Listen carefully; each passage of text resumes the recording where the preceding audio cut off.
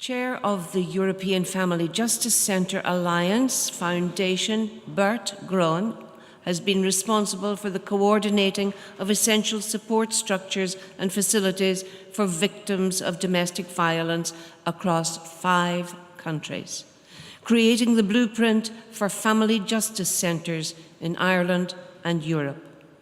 He's senior project leader with the Domestic and Sexual Violence team in the Netherlands Centre for Social Development. Can I invite you, Bert, to speak to us?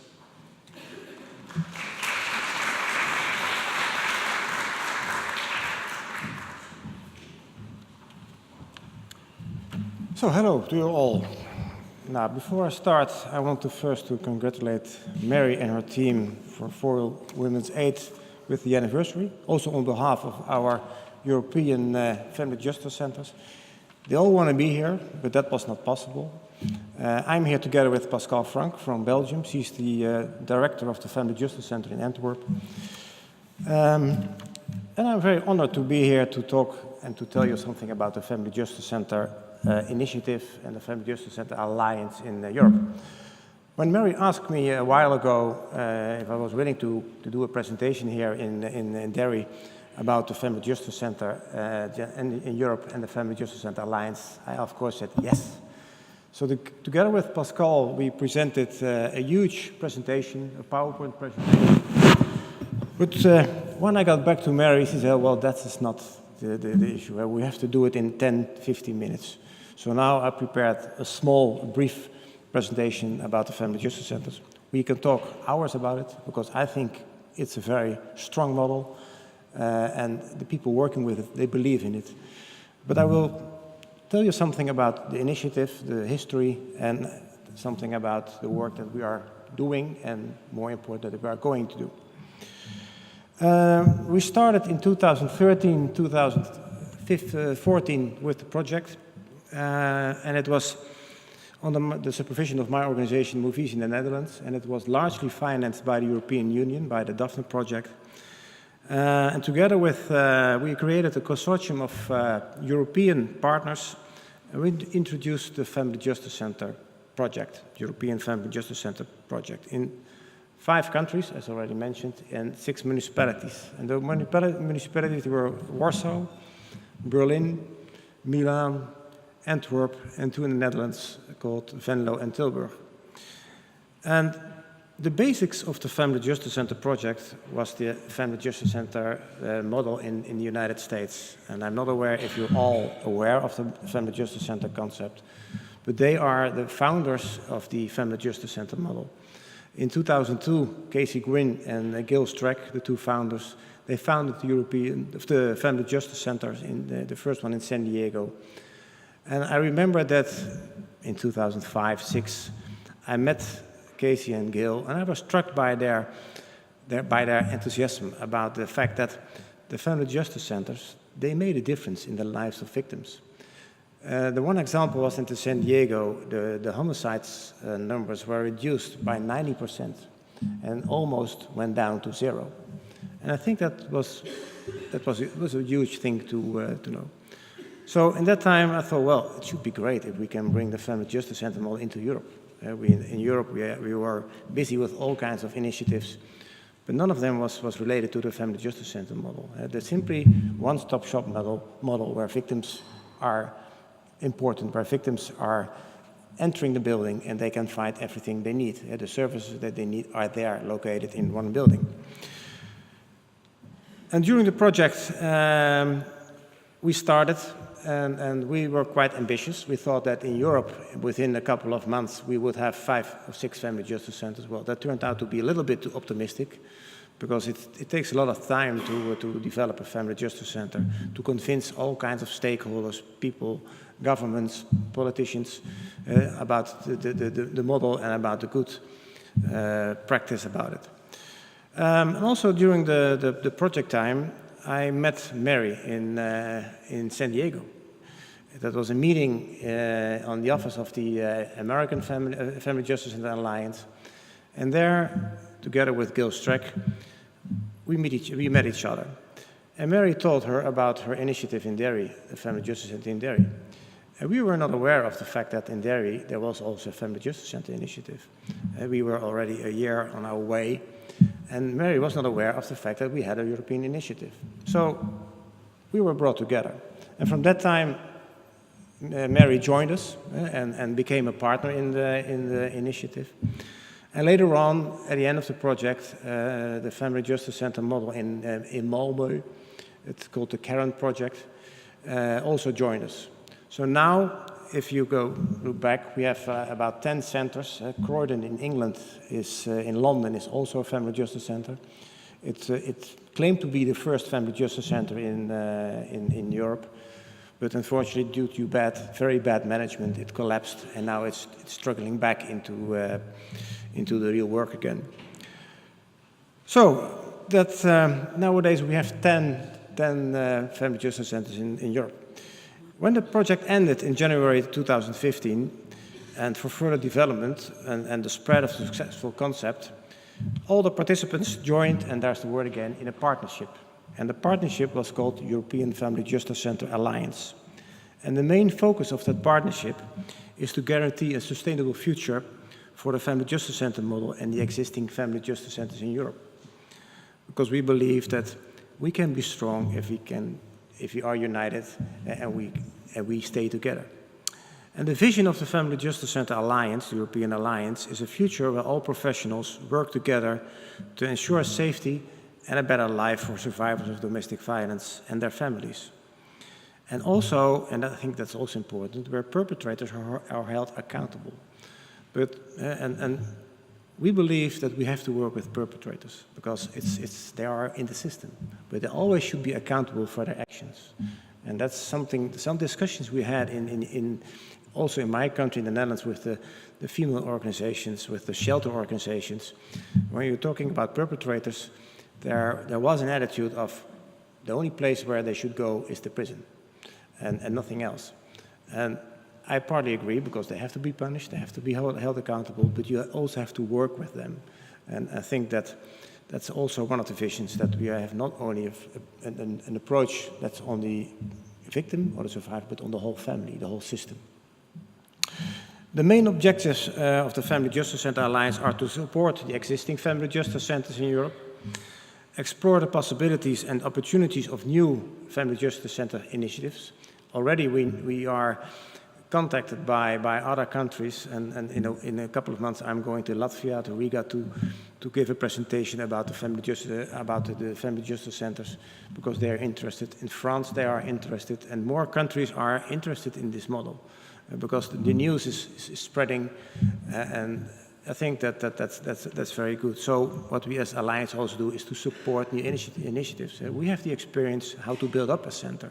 We have the experience what it takes, how much time it takes to set up a center. And also a global cooperation with other family justice center alliances. So we have a very strong cooperation with the US alliance. A couple of months ago we signed a memorandum of understanding with the Casey and Gill from the United States Alliance. Australia is also interested in this model and creating an alliance. So we also, as a European alliance, are in close contact with the other alliances all over the world. As I already told you, is that the Family Justice Center acts from one location in order to reduce the number of times victims have to tell their story over and over again, and also reduce the number of places a victim has to go. And it's already mentioned in earlier presentations today that the most worst things for victims is to travel from place to place to place to place, and also to tell their horrible stories over and over again. And we already know that, and I'm a former forensic interviewer for children during my former police career, and we already know that for children, every time to tell their story is a new trauma.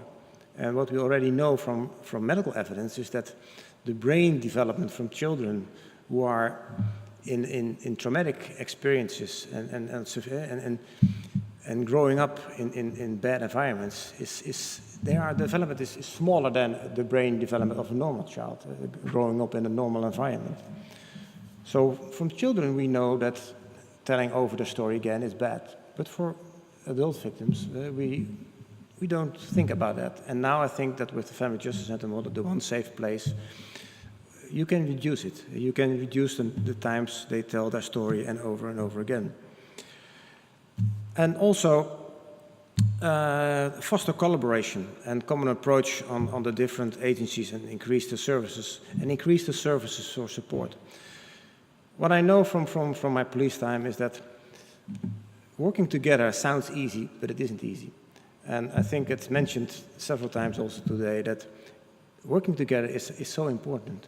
When I worked in a special unit on sexual violence and domestic violence and child abuse, I learned to work together with the social services, with the forensic doctors.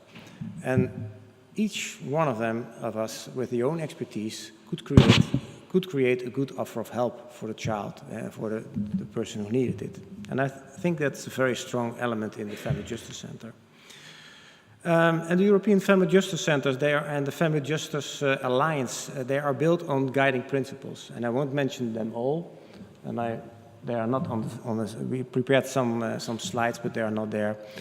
But the main focus on the guiding principles is that the Family Justice Centers, they should be safety-focused, survivor-driven, and empowering the victims. And I think that's the most important part. There are more guiding principles, but those three are, in my vision, the most important parts. The victim is crucial. It's all about the victim. The Family Justice Center Alliance also has a governance structure. It's a legal structure with a board. And the participating partners, they serve on a supervisory board and they have a monitoring and advisory role.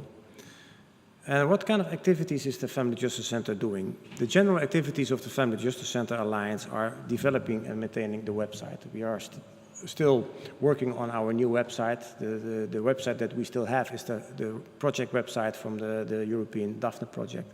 But now we are changing it to a real Family Justice Center Alliance website. We are providing mutual support and cooperation among our members, the Family Justice Center members. We are developing and strengthening the network in Europe, and I think that's also a very important role. We are creating and organizing a platform for conversation, consultation, exchange of ideas, experience, and good practices in the approach of domestic violence. We're not alone. There are many more initiatives in Europe and globally about domestic violence. So bringing those together and discuss it, I think it's very good. There are some good methodologies that we can use from each other. We don't have to invent everything again and new. We can learn from each other. What's developed in Ireland, we can use it. We can use it in the Netherlands. We can use it in Belgium. We can use it in France. Whatever. The thing is that we have to learn from each other and also learn to use each other. Also promoting and strengthening the network and the integration of the model of Family Justice Centers in Europe on a professional, but also on the political and policy level. And just mentioned to Pascal, it sounds so logical, one safe place. And every time you have to convince politicians and people who are responsible for the money about the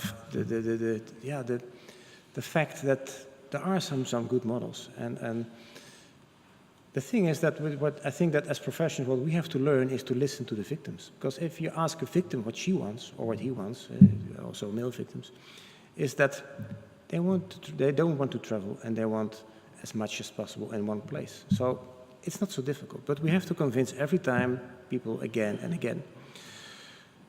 What I said before, supporting and following up new Family Justice Center initiatives in Europe. Fundraising, it's all about, money is important. We can't do it without the money, so we have to do fundraising on different levels. And also applying and take part in European calls. There are still calls coming up. It's not getting easier. The number of, let's say, projects that is brought in nowadays when there's a European call is enormous, and the chance that you are granted is let's say less than 1%. But still, we have to do and we have to apply. We just did a big proposal that we brought in April, where we are supporting new initiatives and are using the skills and knowledge that we already built up with the existing ones. We are waiting for the decision, but hopefully it will be granted. We also have some planned activities for 2016 and 2017. What I mentioned before is the website, because all relevant information that we have will be available on the Family Justice Center website. Not only information from the Netherlands, Belgium, and but also from here and from other countries, from the United States. Strengthening the European network and the international network is also something that we are focusing on the last month and in 2017. To create a very strong European alliance that will be recognized as an official body for the European Commission. That's our dream. And also the United Nations. We already had some discussions with people from the United Nations. And if you have, let's say, 3 alliances from, let's say, Europe, United States, and Australia, you can apply to be an official body for the United States. That would be great. And besides promoting our own activities, the challenge for the Family Justice Center Alliance is also to promote the coordination of relevant developments, activities, and research within Europe. We also need the research. And what I learned is that there's a huge amount of research available. And the funny thing about research, and perhaps it's only my perspective, and perhaps you recognize it, is a lot of research is done, and after there's a report, the report is going somewhere and nobody knows where it is. And that's something that we have to change. We need research to continue with our work. So there are more activities in the Family Justice Center Alliance, participation, what I said, in international conferences, conferences like this, other conferences that we are participating in, meetings, seminars, or organizing meetings with relevant international stakeholders on a political and organizational level. Also visiting countries, that's also a dream that we have, and municipalities who are having the idea of thinking about this model. We have to visit them and we have to tell them about the fact that we are here to help them, to support them. Also organizing a yearly Family Justice Center Alliance conference, that I think that's something that we are focusing on. And what we also are doing is building up an affiliation process for family justice centers and similar multidisciplinary approach models. Because what we already learned is that the family justice center model is not the only model. There are more multidisciplinary models available in Europe. And we want to start an affiliation process about, okay, when can you call yourself a family justice center, or when are you a multidisciplinary model? And some people say, and we just finished in the Netherlands a big study about multidisciplinary models. And when you go to the municipalities and you ask, do you have a multidisciplinary model on domestic violence, sexual abuse, or child abuse? They always say, oh yeah, we have them. But if you ask them, but what is your idea of a multidisciplinary model? They say, well, we have some on regular basis, we come together and we talk about it. And in our vision, that's not a multidisciplinary model. A model is that where you work together, where you are co-located. So we are working on an affiliation model. And to finish, I think that the concept of the Family Justice Center model has a great future in Europe. And the results from the current Family Justice Centers in Europe and from Ireland, they have shown, and also in the United States, they have shown very promising and great results. And victims and their families are served better, thanks to the Family Justice Center model. And I was an opportunity to talk with survivors in the United States. They have an organization called The Voices. And they are so powerful, and they can tell you about the effects that how the Family Justice Center model helped them in surviving and building up their new life. So I think that the Family Justice Center has a big future. And with the Family Justice Center, survivors are capable of building up a new life. A future without violence and a future with hope. And although there are other good multidisciplinary models in Europe and globally, I think none of them is showing the same results as the Family Justice Centers. And united and together, we, with capital letters we, in Europe, as FJC Family Justice Centers in Europe, we can make a difference. And the Family Justice Center movement, the Alliance, believes in the power of we. Together, we are strong. And important is that the Family Justice Center Alliance cannot exist without the Family Justice Centers, like Foyle Women's Aid. We can and must learn from each other And most important, we must keep each other focused on creating pathways to hope. The victims of violence and their families, they need us, and we are here to help and support them. And of course, we are facing some challenges in Europe, and I want to mention some of the challenges that we are facing in Europe. The different level of approaches in violence against women within European states. The difference in legislation in European states. Different legal frameworks. Different financial participation of governments. We are lucky in the Netherlands that our government is funding a lot of activities focusing on domestic violence, sexual violence, and child abuse, but there are countries in Europe where the government is funding nothing. Difference in involving families and perpetrators. During the project, we had big discussions with our partners, especially the partners in Warsaw and in Berlin, in Germany, about the participation of families. They were focusing only on the victims, on the female victims. Now they are focusing more on families, and also on the perpetrators. But that's different. That's not everywhere the same. We're also facing a challenge to integrate the domestic violence, child abuse, and sexual violence into one integrated approach. You have, if you talk about child abuse, the child advocacy center models, Bjarne House in Norway. And the challenge that we are facing now is to bring those three topics, domestic violence, sexual violence, and domestic violence, together into one integrated approach. Because there are so many similarities between, so many the same partners working in that area. So I think that's the challenge. And I think the last and most important challenge is to involve the survivors into our work. We can learn from them. We have to ask them the question, how can we support you? And we have to involve them in making policy and let them also decide what's the best. We as professionals, we are there to help them, but we have to ask them what they need. So I think that we have a great future, and this is only the beginning. So next year we will be back, and hopefully we have more countries and more family justice centers in Europe. And I wish you all the best, and hope to see you all again. Thank you.